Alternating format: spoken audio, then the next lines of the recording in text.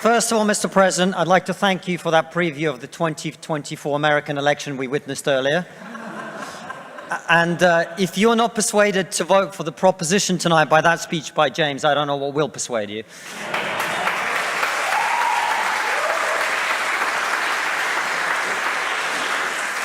You will not know this, but I was supposed to be the first non-student speaker for the proposition. I've now been the fourth, which means that I now have to thank all the previous speakers for making my best points for me. And I find that the main reason now that I have left to be in support of the motion is that I am so tired of talking about woke culture. That's why it's gone too far, more than anything else. And I thank the other speakers for making the points for me, because it means I don't have to reiterate the point that no, free speech is not some right-wing reframing of whatever. It's the foundation of Western civilization. Upon this civilization is built, and the Enlightenment values that led to it. I don't have to make the point that has been made by far better people in the past, that the only way to deal with the problem of racism is to treat people on the content of their character and nothing else. And the fact that woke culture seeks to overturn that is a new form of racism that we must all oppose. It means also I will not use this opportunity to say I told you so, as someone who spent the last 5 years warning people in the West that if we continue to erode our culture, if we continue to undermine our confidence in Western values, that our enemies like Vladimir Putin will seek to capitalize on it. I will not make any of those points tonight, at all.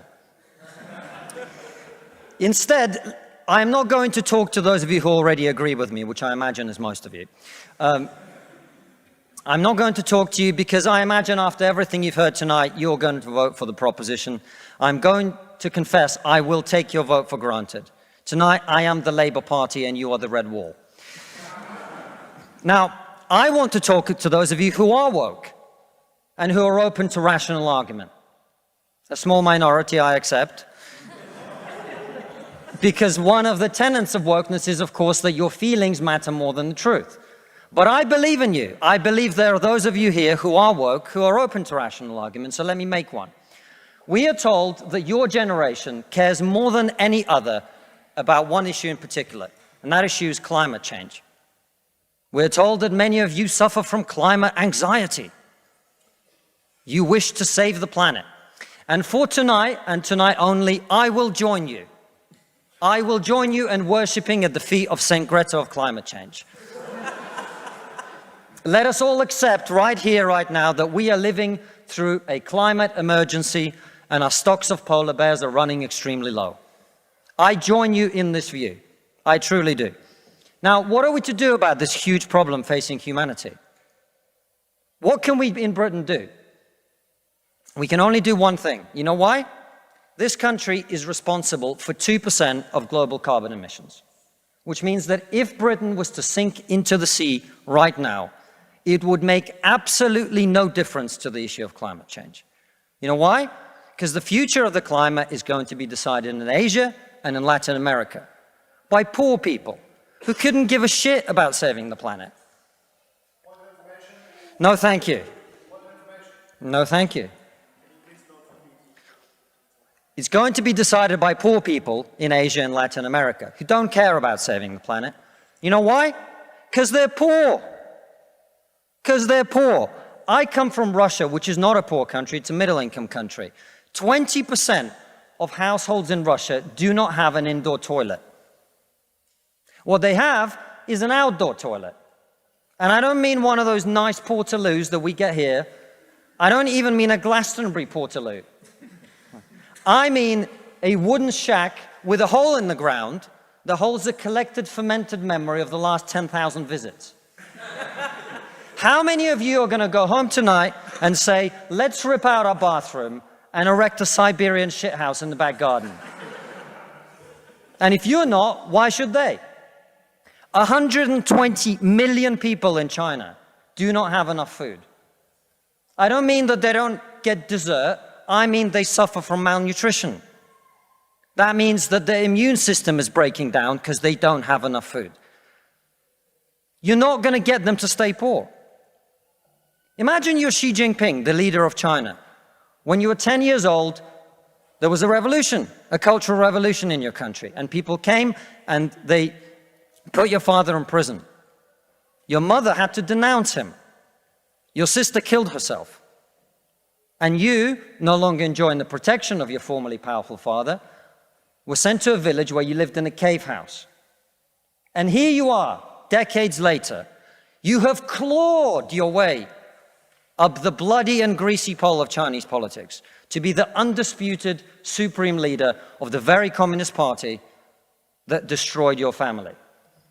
And you know that the main thing you have to do to survive and to stay in power is to deliver the one thing that the people of China want: prosperity, economic growth.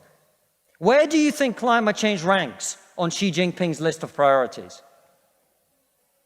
A third of all children who live in extreme poverty in the world live in India. That means they are starving and dying of preventable disease. Now, about 15 months ago, my wife got pregnant. Not me, because we're old school.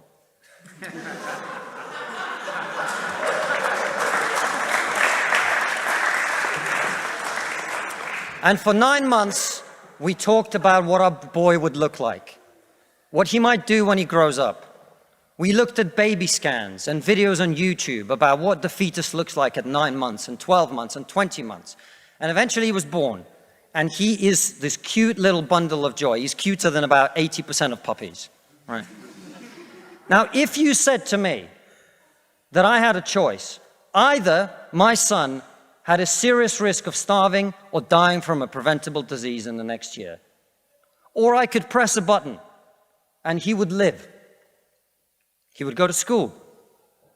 He would bring his first girlfriend home. He'd go to university and graduate and become a woke idiot.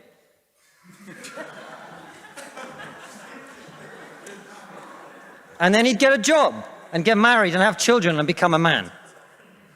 But all I have to do is press this button. And for every day of my son's life, a giant plume of CO2 is going to get released into the atmosphere. Now, you're all very young, and most of you are not parents. Let me tell you something. There is not a parent in the world who would not smash that button so hard their hand bled.